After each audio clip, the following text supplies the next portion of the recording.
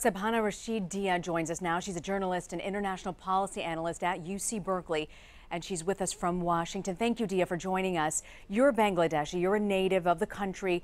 Is this type of terrorism common in Bangladesh? Thanks, Rina. I think terrorism started around 2005 in Bangladesh with small vigilante attacks by local extremist groups, and then eventually it took a much bigger form around 2013. So I think over the past 3 years, terrorism has been more and more common in Bangladesh. But when I was growing up as a child, this was not the Bangladesh that I knew to be true. And we know, Diya, that there's so many militant factions within the South Asia continent area there. ISIS has claimed responsibility for the attack, but does that surprise you?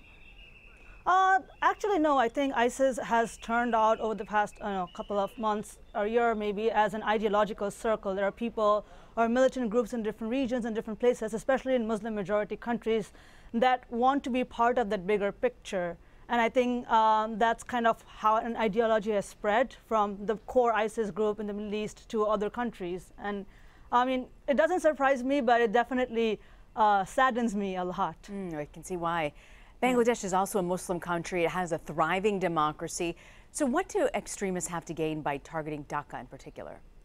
I think because of the fact that we have such a large majority Muslim population and the fact that we are a democracy, I think it creates a sort of conflict in many ways in terms of our identities, our ideologies. Bangladesh is still a very new country. We only were liberated in '71. So I think many Bangladeshis go through a process where they're trying to identify their religious identities with their cultural identities. And when you go outside the capital of Dhaka, you will see more and more of that internal conflict in place. And I think when terrorists or like groups like ISIS target these countries, it's easier to recruit from these countries. It's easier to kind of establish more chaos in these countries and kind of establish the fact that Muslims as a whole are a threat to the world, which is serving their bigger cause of causing more polarization in the world.